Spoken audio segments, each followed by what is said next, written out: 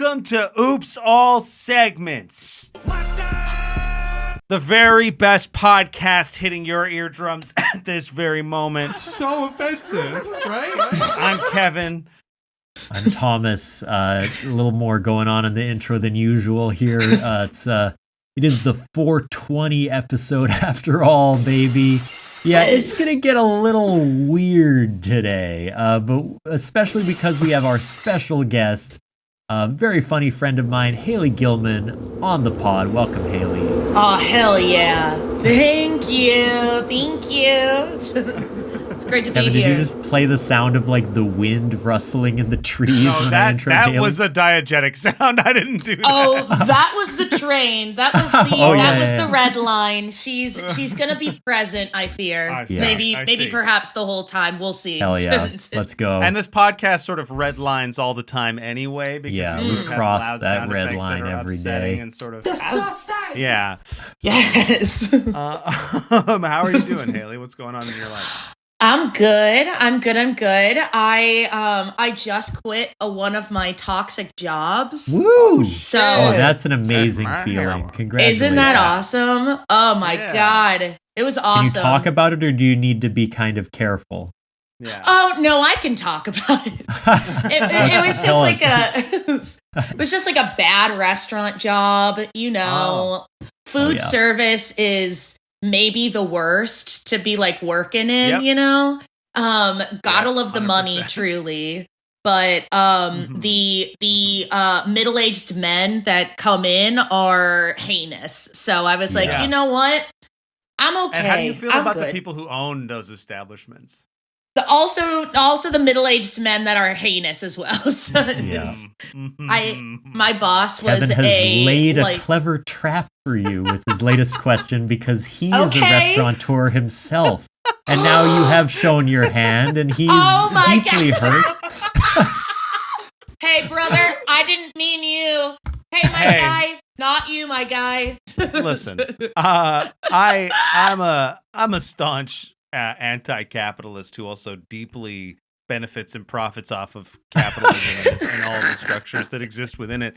Although my life is not, I don't make very much money, and I pay my staff as well as I can. So I'm a pretty good boss. All things considered, we try pretty hard to be. No, but you're right that the hospitality industry is filled with horrible ownership and operations and behavior. I'm absolutely, the trap was laid, but hey, and you are good. I was gonna say you seem like the exception. My boss was a surprise, motherfucker.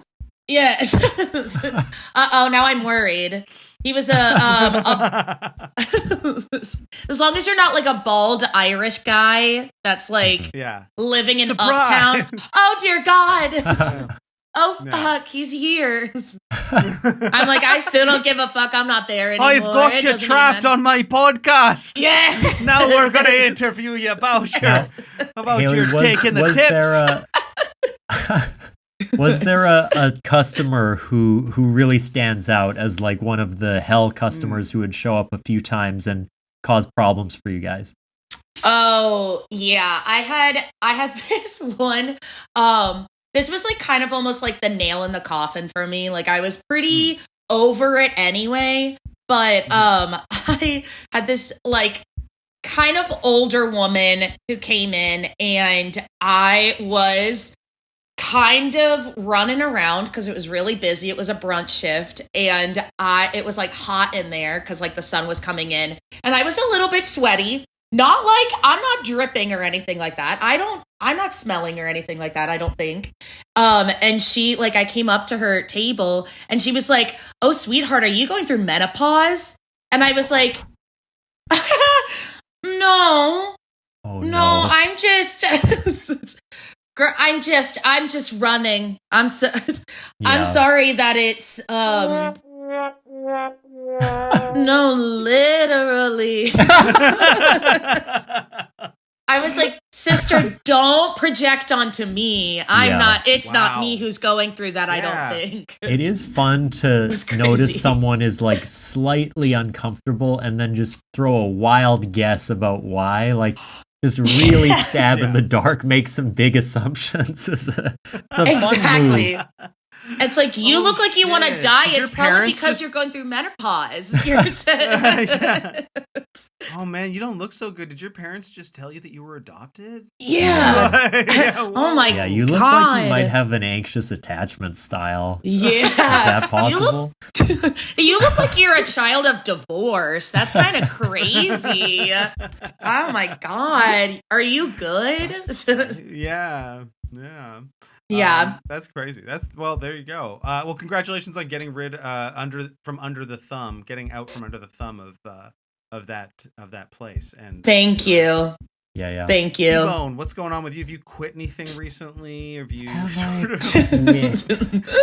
or something new in your life that's not that? I don't know that I have quit anything. Has anyone think quit what's- on you?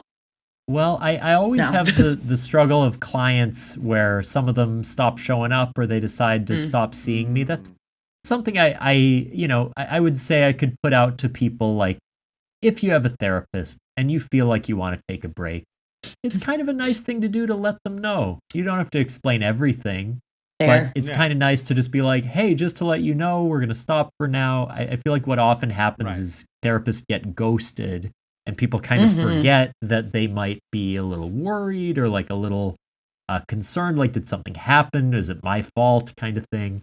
So I would encourage people, not that you need to, but that if you're willing to, it probably would settle some anxiety to just be like, here's where I'm at, and I'll let you know later if that changes.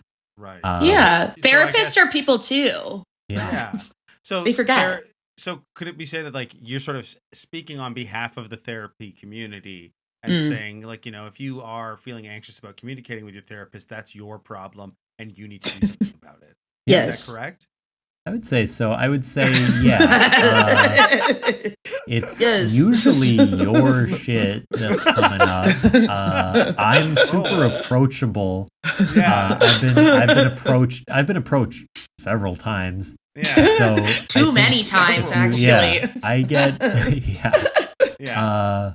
So if there's something scaring you about talking to me, that's kind of your own deal, Right. and it's not my job to educate you. So please just in a way, it sort of is, no, right? it isn't. Like, No, it isn't. No. Yeah. I'm not the expert in the room. You're the expert on your own life. That's how therapy works. Anyway, okay. True. but in terms of what's going on for me, I would say I just realized kind of in this moment, I'm going to London on Thursday for a wedding. Gonna be gone for about cool. 10 days. England? London, England, yeah. Hell yeah. And yeah, we're probably going to have to miss a week of podcasting unless we figure that out. That's what I'm kind of realizing on air. Oh. I'm going to be gone for the next 2 Sundays. And we didn't plan for it at all. Yeah, So- Oops, no Sunday. Cram something in. We'll see. We have a few days to figure something out, but I really left this to the last minute. Sorry, Kevin. Thanks, pal. Yeah, I was just glad we got Haley on for this week, but there's actually much bigger problems approaching. So And sorry we about love that. Kevin. We'll release one of the old ones again. Maybe Release one of the old ones Yeah, again? Well, people how not about enough- release the one we recorded that we got asked not to release? We'll release the Alice Wynn episode. Oh my God. Beloved authored asked one of the few guests. Haley, you could be the second, but our first guest to Okay. ask us, please don't release that. So Oh no. Anyway. It wasn't. I think it went fine. I think it was more just about, like, how public do I want to be with my goofiness? Yeah, I think it was Fair more enough. about maybe that side of their persona was not. I'm definitely not going to take it personal. Fair enough. I'm pretty cool. Now, Kevin, it's 420. This is kind of your Christmas, as it were. What's new with you? You know what? For years I used to celebrate on September the 11th, but we finally moved it over to Hitler's. That was your Christmas before. Yeah. Hell yeah. What's going That on was with up me? until 2001, and then you decided now it's going to become 420 because Yeah. something else happened that day. Yeah, something else happened on that day. No, it's a beautiful day. People are really celebrating that 420 has lined up with Easter, which I think is cool. Yeah. But I don't give a flying fuck about Easter personally. Fair. It's just another. Do you ever day think there'd for- be a Cadbury cream egg edible? where the cream's got some weed butter in it, and you actually That's lick that out of there. Oh, See, the that'd thing be is good. I find about like there's nothing appealing to me about the idea, like the flavor of edibles, that the weed flavor that is. I'm not like, oh, I. You're love not a that. fan of the flavor. No, Of the like flavor I like of the taste weed. of marijuana in my like lungs or mouth. You know, like I like smoking it, but I don't Fair. like the. I don't like the. You want it to be disguised as much as possible. Yeah, Mhm. so like I'd rather just smoke a bunch of weed and eat a Cadbury cream egg. Yeah, I Yeah. guess that's sort of the correct order of events to make No, the cream egg That's taste so better. fair. Yeah, I'm like, I don't want to taste marijuana without like the feeling of dry mouth, you know? Yeah. Like, I don't Oh, yeah, want yeah. I don't want that. no, exactly. Yeah, I need to have a cream egg and a wet mouth. Amen. Amen. Try not to say shit like that, by the way. Just try to like pick your words more carefully. Okay, interesting. But yeah, no. The other thing is that's exciting for me is that it's 420 and it's the fucking second day of WrestleMania. I've recently gotten back into WWE wrestling. In my downtime, of which I have little, but it's something to watch while I do chores, while I do something menial. So I enjoy having it on, and this is like the Super Bowl of wrestling, and so it's the second night. Yesterday was a fun day one of WrestleMania. I do forget how long these events are and how much there is. It's really, I remember one time I invited a friend who didn't really watch wrestling but was hanging out to watch a show with me and another friend who did watch, and it was like an 8-hour event, and like by hour 4 he's like, this can't, like it doesn't look like it's anywhere near finished, and we were like, it isn't, and like That's so crazy. horrific day. So they've now split it into 2 days, but it's still a lot. But yeah. That's so kind of fun though. Do you have a favorite wrestler? I don't know anything about WrestleMania or anything like that, but would love to know. So the thing that sort of rekindled my love for wrestling was understanding it as like theater, like working class theater, in a very like the most accessible type of theater you could possibly imagine. Yeah. And I think Kind of like the White Lotus in a way, isn't it? Oh. go on. Bunch of big characters show up and we see which one of them's gonna fall. You sort of guess. I feel like it's kind of like the White Lotus in a way. Yeah. Someone's gonna die in the end, maybe. Yeah. Who's to say? Yeah. Who's to say? About once every 4 to 7 years, someone does tragically sort of pass away who's on the roster. Just because Has that ever? Now I know that That's people crazy. have died in the narrative and come back and stuff, but does someone ever died like it was announced in the news and then they actually showed up at a future WrestleMania event?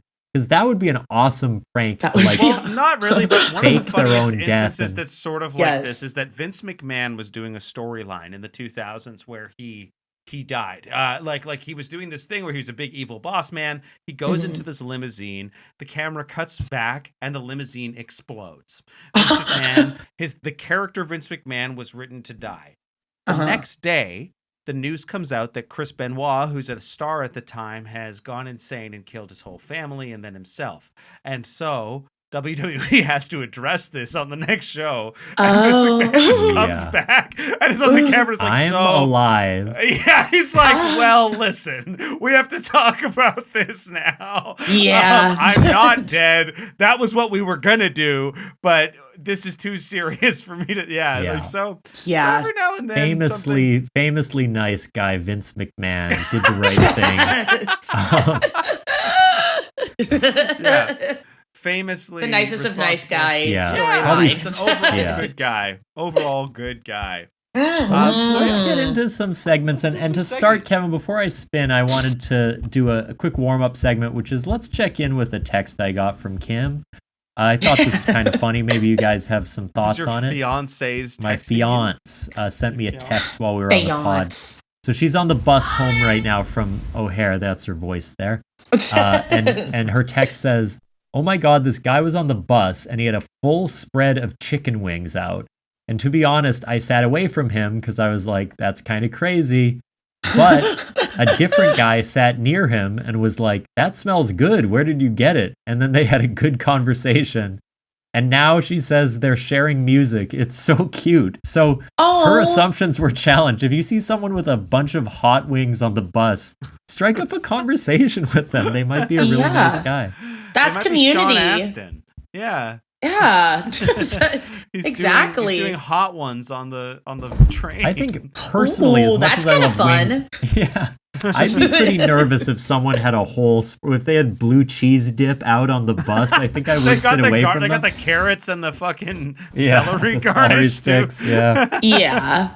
Like I'm gonna have to make sure that I'm like have a bunch of napkins near me on my Yeah. lap, everywhere near me. Wet naps, right? Like Well, yes. you need some wet It is naps. Wet naps. the Wet messiest naps. food. And like Oh, yeah. going on the bus, your hands are touching some of the dirtiest railings in history. True. Yeah, So- absolutely. Yeah. You're licking sauce off your fingers after touching the metal pole and stuff like that. It's pretty gross, but Oh my hey, God. you You've should gotten strike your, up a conversation. Your Pego card and you've pushed Yeah, it against yeah, the thing, and oh God. Exactly. His immune good. system is better than any of ours. So Yeah. That's how Real you fucking quick. get strong. Real Exactly. quick, though, for both of you, you ever eat anything on public transit? You ever risk a quick bite on the train or the bus? So I haven't on the bus, but I have done this thing where I feel not just as crazy or anything like that, but like a little unsure of myself is when I have like a little treat like in the grocery store. I'll open it and I'll eat it while I'm shopping, Oh, man, and then I'll that pay drives for me- it. Oh, my mom used to do that when I was a kid, and I used to get like so nervous. I I don't know know. why. It used to make me feel like I was like, they're gonna get so pissed. I don't know No. what. Yeah. But no, I could never bring myself to do that. That always felt like I was felt like they Kevin, were gonna, would you like, ever think do I was the stealing. fill the Slurpee up and have a few sips before you pay for it? That's I kind of a couldn't- Winnipeg Oh. tradition. No, like I was like relatively comfortable with certain forms of like weird casual petty theft, but that never made me feel okay. I think those spaces, the community store and the convenience store, feel like community spaces, or like the grocery store and the whereas like a Walmart does not. You know, Fair. I don't know what the difference is, but yeah. But I think Haley, I think this is a good move because Mhm. grocery shopping when you're hungry, you're Oh, going to get yeah. some shit you don't need. You have a little snack while you're shopping. Your brain's going to lock Exactly. in a little better. Yeah. That's what I'm saying. I'm like, if I just have a little meat and cheese, then like I'll be fine. I won't have to like You're pick up eating meat everything. and cheese. Yes. It's not like crackers or cookies. You're eating Yeah, meat no, and you cheese. got- No, she said protein. You're going to the deli counter and then You got asking them for 500 You got a grams foie and eating. gras Yes. from the deli counter. And Oh, And then hell being yeah. like, there's only 200 grams in here after you've eaten that. Exactly. No, they Yeah. have these like little rolls and stuff like that, or like not rolls, but at Jewel Osco and stuff like that. The little like oh, yeah. mozzarella cheese with like the Ooh, salami those are wrapped really up. good. They are really That good. kind of sounds good. I don't think. It's like a I've seen mini this. charcuterie thing. You can just Oh, yeah. pop those in your mouth. They're really good. Exactly. And I'm like, I deserve a treat. I deserve a meaty little treat. Sure. Every now and then, you deserve a meaty little treat. I get it. I eating in public transit, I think because Winnipeg is not built, it's a car city. I drive most places. I don't take a lot of public transit. So most of the time when I do, I'm in other cities like Chicago or Toronto or things like that. And I'm sure Right. I've had a snack once or twice, like a handheld pastry or something. But I think I've talked about this on the show before, but I hate saucy wraps on public transit. I think we might have talked about this on last episode with Miguel. I think, but like the problem being that I love wraps. They're such a great way to eat food. But when you get to the bottom and it explodes because it's not, and it just gets all over, it's not good. It's not good. Fair. See you ladle, as we used to say. Yeah. See you later. See ya ladle. I've definitely, on our way to Fun. my sketch group that I do with Haley, which is often right after work, I've had to eat a lot of dinners on the bus or the train, and a crowded Right. bus and train because it's like right after work. Oh, And it's God. like, I'll have a sandwich or something, that's kind of fine, but I'll get to, there's certain items that I feel pretty ashamed of eating on the bus, and one of them is a little Oh, yeah. yogurt cup. when I pull out my metal spoon from my bag and start eating yogurt, I just am like, everyone knows my life is not good. Like, no one is doing this by choice. Like, when you're busting out your Chobani flip and just like, you don't understand, I need this. What you have to, I feel like people wouldn't judge you. I don't like these things, but have you guys seen that like drinkable yogurt where it's like the little Mm-hmm. like that I feel like would be more socially acceptable. But it is worse overall. No, agreed. I don't know. There's certain food. I've also definitely done like Taco Bell, which is kind of a messy food on the train. But sometimes and there's like a pretty strong odor to like that's like that's almost the most self-conscious. Like I would hate to eat like a tuna salad sandwich. It's just the window of eating it to it being bad is pretty small. So you kind of need to eat it on the way. You can't wait till you get home for that Taco Bell, or it's going to change. I don't think there's anybody who buys Taco Bell and doesn't eat it in the car, in the restaurant, or on the way home, right? Like you can't. It's not food that sits. If Taco Bell sits for longer than like 20 minutes, it's shit. No, agreed. I one time ate Taco Bell in an Uber and my score went down. But you know what? That's okay. That's all right. I had to. Taco Bell is the same thing, but purchasing a bag of Taco Bell is like purchasing a vehicle. The minute you take it off the lot, it depreciates in value immediately. Okay. So true. I just give it a test drive. I'm like, can I just drive this thing around the block? I'll bring it back for you. You'll see it later. Don't worry. Exactly. Well, we've nattered on for too long. It's time to spin the wheel and get into a real segment. Woo! Hell yeah.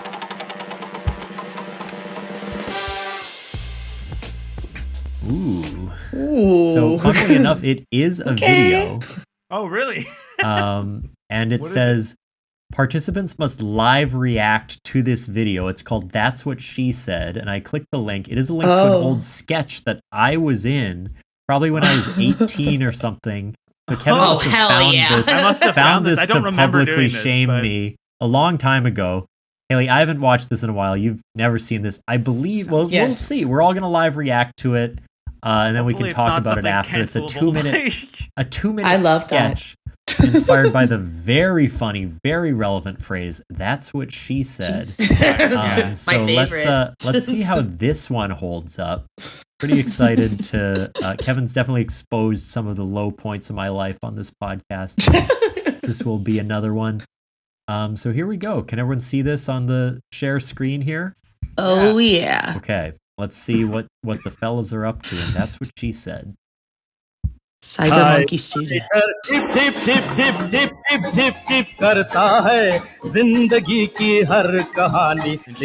just by the way, that was just an intro. It kind of had a retro aesthetic. It looked like one of those diner ads, kind of, but it said "That's What She Said" with the music. Now, I love that. See three kind of young men are working on a bicycle in a driveway. This is in Hamburg, New York, just in case you're listening and not watching. Yeah.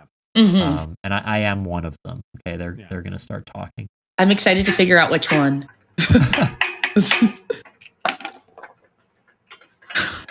Oh, my screwdriver won't fit in this crack. I'll just lube it up some. It'll get in there.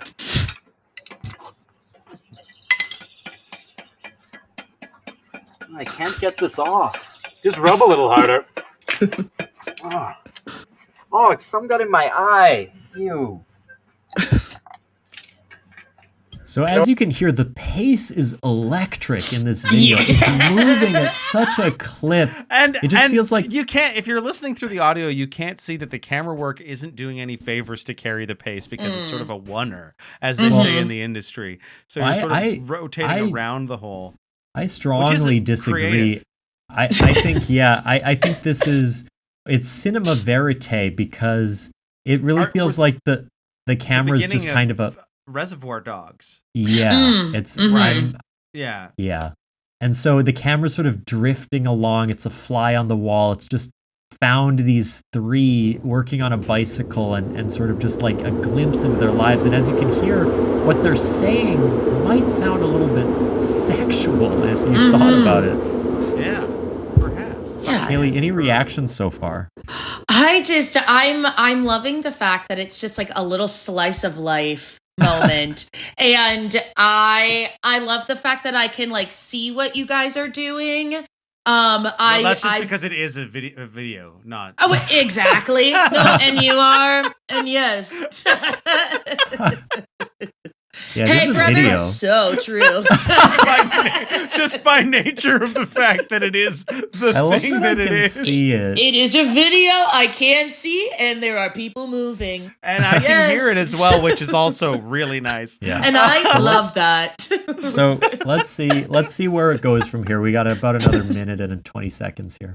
You know what? I could really use some caulk. I can use some caulk too. Ian, could you go find the caulk? I love the caulk. And we got our first cut there. Yeah. Now, we're talking Ian about said he caulk, of loved course, caulk. the CAULK. Probably we couldn't get through the take of him saying, I love the caulk without laughing. Right. We had to Interesting cut. also that you're repairing a bicycle, just to be clear. Yeah. Yes. Yeah. Which I'm Would not you use sure. caulk on the body of a bicycle? Never have I ever. I don't. But And Ian some, sort of jumped up sort of excitedly and run towards the garage that's behind you. sometimes you have to make the script work around a joke that's just too damn good. Like, there's no way we could have not used that. So even though it's a bike, I feel like the audience can suspend their disbelief a little. Right. Of course. Let's Yeah. Let's see where this goes from here. Yeah. He's not really running that. He's How long clearly do you think slowed this down as he pole- got inside the garage. Yeah, it seemed like he didn't have a real destination. Now, Yeah. Nate Fleming here is just hitting. This is actually a joke I do like. He's just hitting the body with a hammer repeatedly. I think that's pretty funny. Yes. He's not really doing any real work. Right. maybe that's- Arguably causing damage to the Yeah. bike, really, making it worse. That might be the Yes. meta joke of the whole thing, that we aren't doing any real repairs. No, I love that. It's like if you guys have ever heard of Fifth Harmony, they have a music video for You Ain't Gotta Go to Work. And famously, they just kind of bang their tools against random things that they're like not fixing or anything like that. So it's you guys are giving Fifth Harmony moment here. Thank you. Right. Yeah. You're welcome. So celebrating weaponized incompetence, as it were. Amen. It does- Yes. Yes. Noticeable absence, right, of the title line. That's what she said. After all this innuendo, you got to expect, when is it coming? Are they ever going Right. to say that promise that the title suggests for them? Are they just going to keep saying innuendo and not comment on it? True. Let's find out. They're edging us. About 12 inches. Pretty much normal length. Now- Yeah, I think I can take that. Now, he's making a 12-inch joke being the normal length, but you can see the measuring tape only measured about half of that pole. It's not, I don't know That's a what pretty he good was joke. measuring. Absolutely not. So far he's got some of the banger moments here, both literally and figuratively. Yeah. My energy level in this sketch is just humongous. You can feel that some people Were you forced to do this? I'm sure I actually You seem under led. duress. I think I actually led the development of this project. If I know anything about our group, I was probably the most ambitious and determined to do this. Yes. And But yet, what you somehow, might not know, Kevin, because you're a theater actor, is that film acting is a different style altogether. So you want to true. really underplay it, and you can see that I have taken that to heart by sort of saying everything as though I am being threatened. you're sort of trying to do Marlon Brando. Yeah, I'm Brando. I'm method acting. Exactly. Somebody's yeah. got to keep it grounded. Yeah. Somebody's got to Literally. keep it like grounded in reality. And Exactly. It had to be you. And what you Yeah. can't tell about this sketch is that Thomas has also actually cut the jeans out of his ass out of his jeans rather The than sort of jeans rubbing out of my ass. Yeah, put his bare buttocks that's what upon she the pad said. to sort of be as grounded as possible. Yeah. Carry on. Okay, let's finish this bad boy. Let's see how it ends. Yeah, we've got a minute left. Yeah, I can take 12 inches. Easy. Oh, I dropped my nuts. Oh, slippery little bastards. Ian, could you give these nuts a try? I'm coming. Followed Ian from the garage, now back. Yeah, there's a little build-up in this shot, which might suggest There that is. something's about to change. You know, I do kind of like. I This is dropped interesting my camera. nuts. I think that was kind of funny. I Um, dropped my nuts was funny for Yeah, you? I thought it was What kind of that funny. means? What? How is that sexual? Like when Just your 'cause the nuts nuts? drop because you hit puberty, and then I also Do you think that has anyone ever said that when their nuts have dropped? I dropped my nuts. Can I have a few points for this sketch? I worked hard on it. Is there anything you guys like about it at all? We Let can him have see Let it. him have it. Let him have it. Let's We see like how it that ends. we can see it. Let's see how it ends. Yeah, these nuts right here, right on the ground. Oh, that was mildly difficult. That's what she said! Okay. There's your And energy. big ending. There's the energy. They're all dancing Wow.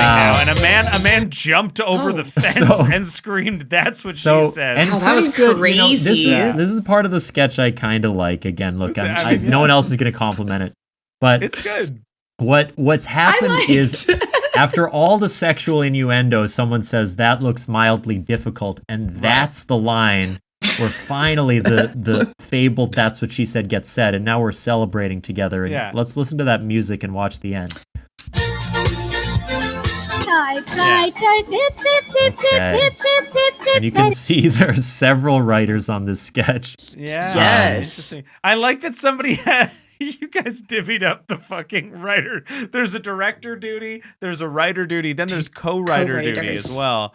I Yeah. gotta say, huge relief that I'm not credited as the writer of this For one. the head writer. I thought I probably was, but I did help with some punch-ups. Who chose? We love that. Is someone See. credited for selecting the music? Oh, music selection. I see. So somebody was responsible, and unfortunately, it wasn't you. I can't interrogate further as to why, particularly this Indian music, decided to make its way into the end. It doesn't seem sort of attached in any way, shape, Yeah. or form to that. Yeah, and I'm glad you brought that up. Yeah. up. Yeah, I'm just worried it might be a little White people. inaction as well. Why? How so? And Just how- like- I'm just And for curious as to why? what the choice was. Why? Yeah. Just just feels a little I like, guess in some ways, like the early creative work that each of us does always will hold a special place in our hearts. Like it still means something because it's a time machine. It puts you back in that place, in that developmental stage with those people. And although, like, to you, it might look kind of rough around the edges, for me, it was, you know, one of the stepping stones for how I got to be here today. So I found that very moving, very enlightening to see where I came from, my origin story. And I hope that maybe the two of you could respect that, please. Fair. I think I'll respect that, and I think the two people that gave you a thumbs up also respects that as well. Yeah. Yeah. That's your origin story.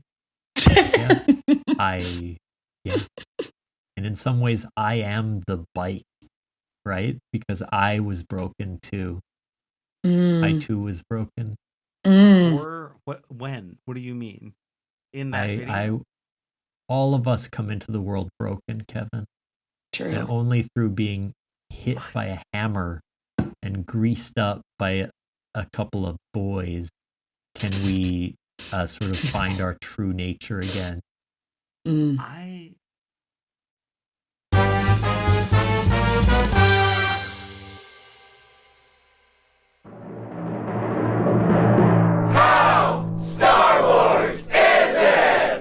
Hi, I'm Mike, And I'm Josiah. and we're the co-hosts of a weekly podcast called How Star Wars Is It? On our show, we rate and review things on a scale of 1 to 10, but not of how good or bad they are, but of how Star Wars they are. We've covered lots of movies, from The Matrix to Guardians of the Galaxy to all the Star Wars films, but we've also reviewed things like pumpkin spice lattes, Halloween, moving, burgers. We've got over 150 episodes, and you don't have to listen to them all. You can just find the ones that look interesting and listen to those. There's no plot, there's no continuity.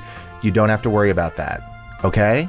So if that sounds fun to you, tune in to How Star Wars Is It every Monday, wherever you get your podcasts.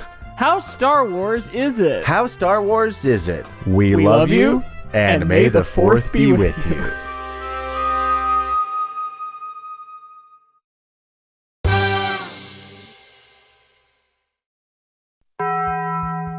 We're back. Ring the Taco Bell. Haley, Do you Yes. have a segment for us? I do. Do you fine fellows have a little app called Letterboxd? I do. Oh, I do. Yeah. Okay, I was thinking maybe perhaps we could all share what our top 4 Letterboxd movies are, and then what our actual favorite movies are. Because I feel like sometimes when we're doing a Letterboxd moment, we're not really saying what we actually really love, you know? What's like really in our hearts. I gotta go grab my phone. I'm gonna run and get it. And, Oh, that's fair. I'll be right back.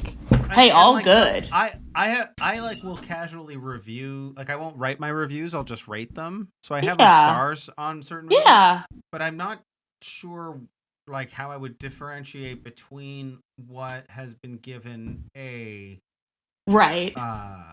5-star. Like what, there's probably, well, maybe not. Let's just see how many I have. Yeah. Stars too. Also, if you just want to like pick whatever your favorite like 4 movies are, Yeah.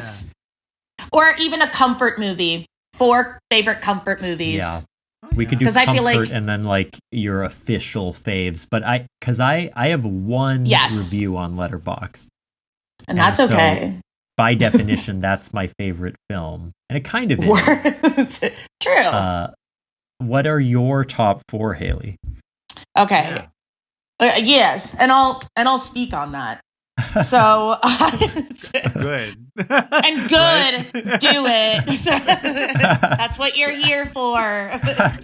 Okay. Being like, I'm gonna answer that question. And I'm gonna do it, and you're gonna listen. Here we go. Yeah. Okay. I've got Midsummer. Okay. Good Okay. movie. Every annoying girl loves that movie. Interesting. I just saw the trailer for Eddington yesterday, which I thought was really compelling and I liked. But I've never seen another Ari Aster movie, so I don't know. Dude, you Oh. gotta see Eddington too. It's But so I did get him confused. I did get confused with it. Oh, that's great. What about Tate. Eddington in Peru? That's a good one. I saw that at Alamo and it was awesome. Yeah. I did get Ari Aster confused with the movie Ad Astra when I was talking about him. You which thought was, that the director was the Brad Pitt film. yeah. Well, I Yeah. didn't The like movie Ad had Astra, and I made was worried. Hereditary. I was worried that for some reason Ari Aster was connected to it. Anyway, so So you have Midsommar, number one Midsommar. of all time. Sounds like you might have a vengeful fantasy of kind of murdering some people that you were once involved with. Maybe so. I let's just say I've had a lot of bad situationships, and that's I see. okay. I see. We learn and we grow. That's Yeah. okay. Okay. You did show up to our first secret family rehearsal in a gown of flowers. It was kind of Pardon? really Exactly. intense. Sort of, yeah. A I gallon did. of flowers. A gallon of flowers. I had a crown on, Yeah. and I was screaming. You showed Just- up screaming. Yeah. Interesting. You had Showed up a at the smile, door. a smile on your face that was kind of ambiguous. It was hard to read. Are you happy? Are you disturbed by this? What exactly are we meant to infer right. here? Mhm. Exactly. And I told David to get in a bear suit and Yeah. Right. and he didn't. But you Yeah. know, Right. and here we are. That's okay. we are. Yeah. Brendan fell over and you smashed his head in. And then I we started reversing. did with a rock. Found a rock outside and I did it. Okay, so we got Midsommar. Okay. Midsommar. We got Midsommar. We've got You've Got Mail. Okay. Good Pretty big movie. vibe shift. Pretty big. Vibe Yeah, shift. big vibe. So shift. like 90s, 80s, 90s, right? Yeah, 90s. Yeah, 90s, I think early it's 90s. like 96 Hanks or Ryan. something. You know, one of my top romantic comedies is the movie that movie is based on, which is called The Shop Around the Corner, the Jimmy Stewart movie, which I do love. And I don't know if it'd be on my top 4 of all time, but definitely one that I watch very often. It is Fair enough. A comfort, even. Yeah. Yeah. I love that. I also have Little Women, which is a good one with Greta Gerwig. That one's a comfort. That one actually also, I'm like, all annoying girls love that movie, and that's okay. That's all right. This is just my opinion. Wait, hang on. This is my opinion. Women can be the same size as everyone else. That's just my opinion. I'm tired of like, oh, they finally got their own movie, and it's like, but they're little in it. Feminist alert. Feminist alert. And what about the tall women? Yeah. Where's their movie? Excuse me. Yeah, it's actually, there's a lot of reverse height discrimination against women. So could we please have a gigantic Amazon-esque women movie? Yes. That's not Wonder Woman, okay? Yeah, I don't want please that. not more Gal Gadot No movies. more. Yeah. No Yeah. more. The only one who can represent them. Yeah. Yes. And what is your number 4, Haley? My number 4 is Blades of Glory, which is a little like, you know, I don't know if it's aged the best, but I know every single word to it. Yeah. And what a like an interesting monster cookie of films to have like a like I remember Blades of, like the vibes are everywhere. That's Will Ferrell and the Napoleon Dynamite, right? Yeah, John Hatter, yeah. Oh yeah. And then the director of Napoleon Dynamite just directed the Minecraft movie. Very strange kind of career arc for him. I heard about that. Yeah. Did you see it? I didn't see it. I've never actually played Minecraft, even though it's the most popular game in the world. Yeah, but, I think we're a little old for it. I don't know a lot of people in our generation that play Minecraft. I'm a little old for Mario Kart too, but I play that shit all the fucking time. Mario Kart we grew up with though, right? Yeah. Like Mario Kart was. I just mean that it was like it's like Minecraft seems to be for what like Pokemon was for our generation. I think. I think it's an interesting game because it weirdly isn't the kind of dopamine like brain crushing thing that so many games are now of like mobile addiction and stuff. It's like actually a creative game where you build things with no clear reward. So it's interesting that it's as popular as it is. Right. Yeah. But anyway, it's huge. True. Yeah. I just heard about the chicken jockey, and that's like all I have heard about it, and I don't know what any of those words mean. Yeah. So yeah. It's a lot of confusion, and I don't like what I see. I don't like the videos of people freaking out in it, but I have zero interest in the movie to begin with. So fair enough. Yeah. Fair enough. I don't think I get anything that was funny about it. What's up? What's my top 5? I kind of want to know what your highest rated 4 are on Letterboxd if you have them. I only have the one. There's a lot of 5 stars in here. I'm just you're just giving them out. Hell yeah! I mean, not a lot, but let me just see which one sort of. There are like. I often quote that Eternal Sunshine of the Spotless Mind is my favorite film of all time. I think Great movie. It is very good still movie. one I love very much, and very very likely holds that. Up top though is also something like In Bruges. I really like In Bruges. Martin McDonagh's first. So you are the Irish restaurant owner then. Yes. Yeah. In Bruges is an underrated dark comedy, and Colin Farrell and Brendan Gleeson have really good chemistry, and it's a fun movie. I love that. I really like Boogie Nights. That's on here. Blue Valentine's on here. Ooh, that's a depressing fucking movie. I saw that movie on a date. Really bad date movie. Yeah, terrible date movie. Because it's about how even if you're happy now, eventually you're really not going to like that person You're not anymore. gonna. Yeah. I really like Paddington 2 is on here for real. Oh, hell yeah. Paddington 2 is on great movie. That movie is awesome. And I think maybe we'll also, I mean, this is obvious, but I'll give a shout out to Parasite as well. Parasite is on here. Yeah. Which is just. Do you see Mickey 17 yet? I haven't seen it yet. Jesse, friend of the pod, did not enjoy it very much. Yeah. He was a little I also saw it and thought it had potential, but ultimately was turned in a weird direction and kind of lost itself. I feel like he said it came apart in the third act. And Yeah. I haven't seen it yet, but I plan to. But I think I'll probably wait until it's a little more accessible, given those. I found a site that allowed me to view it. Which okay. And what does that mean? For piracy. I didn't say that. I just said I found a site. Interesting. It could have been a Amazon Prime that I paid for. It was just a website that allowed me to view it. That allowed me to watch. It is. Definitely. It is. It's out on VOD. Is it? Yeah. You don't seem very sure. Yes, it is. Yeah, it was Mickey $17.99. Did you just oh my download a video god of Mickey Mouse for $17.99? It sounds like you didn't. Yeah, I guess I didn't get the memo that Steamboat Willie is in the public domain because I paid $18 for it. That's crazy. Now, it was Ricky the Dragon Steamboat's sort of penis, right, on video. Yeah. The only movie I've reviewed on Letterboxd, which did get 5 stars, is Vampire's Kiss, which is a beloved Nicolas Cage comedy horror movie that I have seen many times. I know Kevin. Have you seen it, Haley? I love that movie. Nice. My friend and I used to watch that. We used to get absolutely buttered, smoking so much, and then we would watch Vampire's Kiss and just make fun of it the whole time. It's a movie in many ways. So good.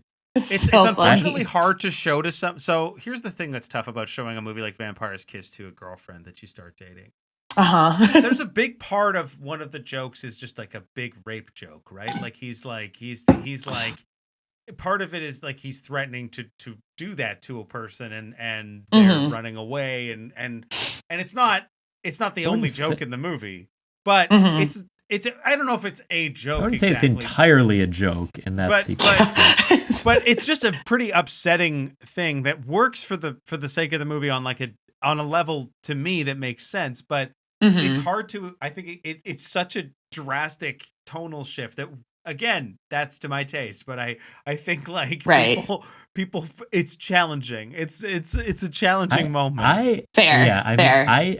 I really defend this movie. I like it genuinely because I think it's kind of like an American. Not to say what the fuck. I also like it. I like it too. But Haley, you mentioned maybe making fun of it, which I understand. Nicolas Cage gives an insane performance, but I kind of think it does a good job of like the American Psycho. Yes.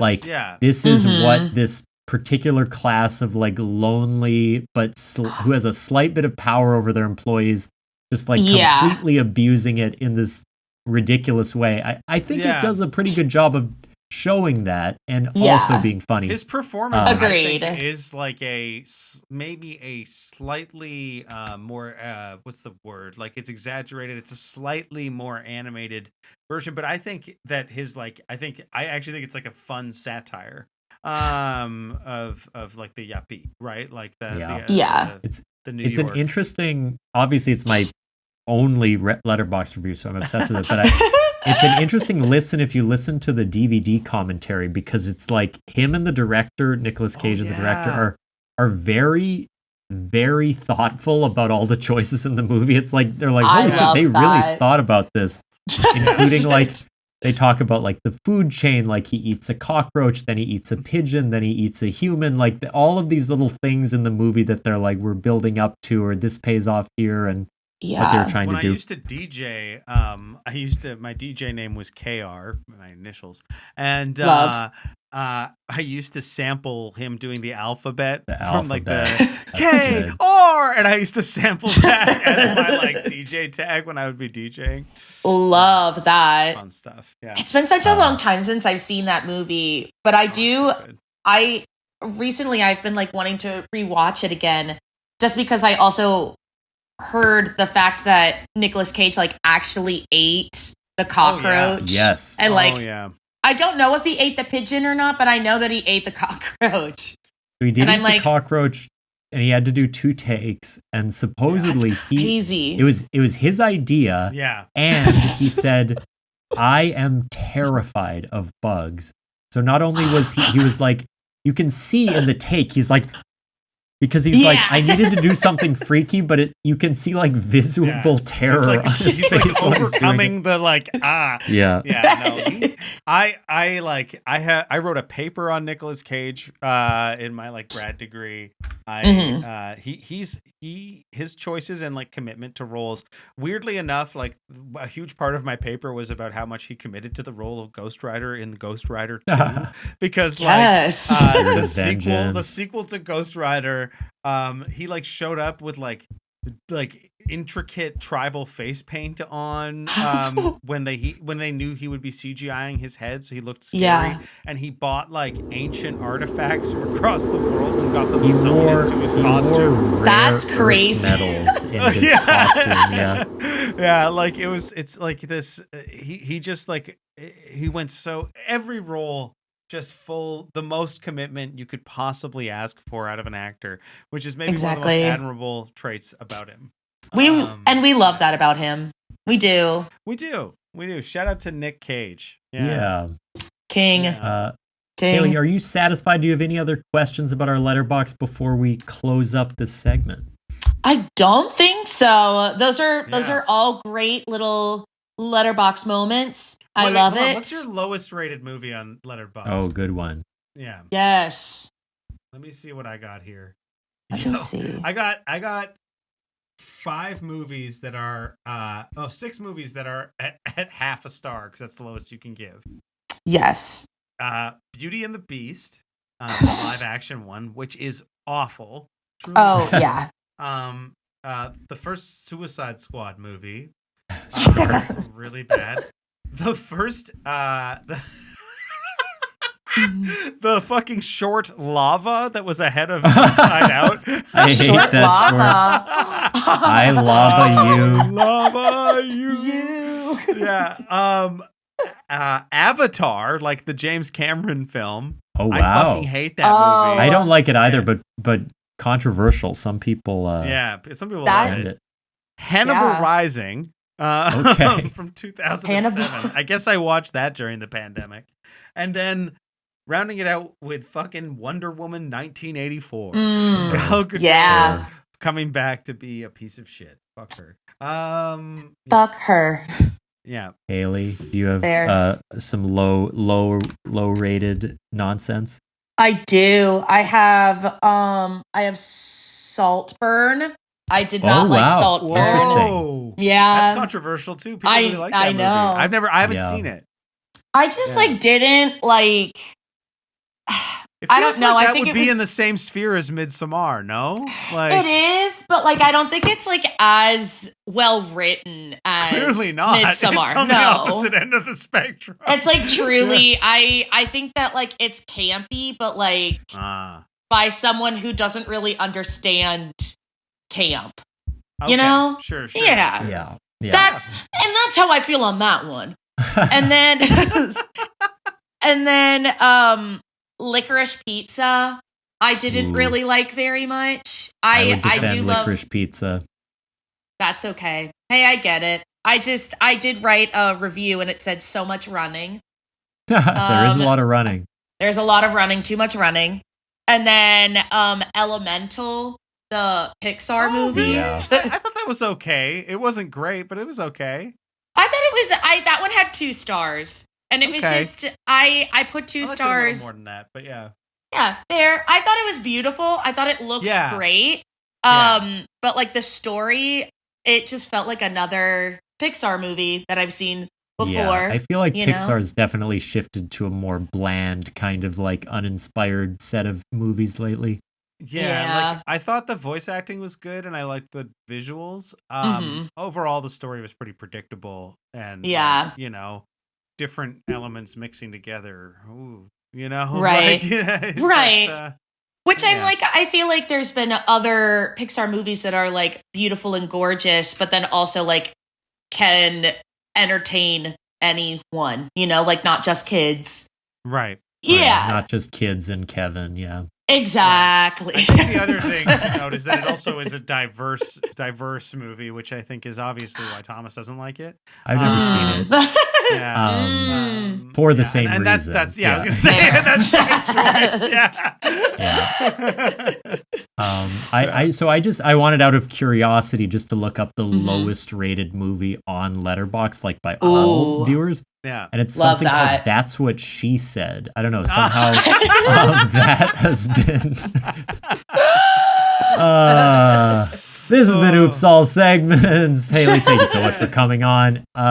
You're in a show with me, a sketch show called Secret Family that is opening at the Annoyance on May 1st. We're doing a 5-week run on Thursdays. Come check that out. Haley, is there anything else you would like to point people to? Mainly just that. I do have a show also at Annoyance that's coming in August called Fan Fiction. Ooh. Yeah.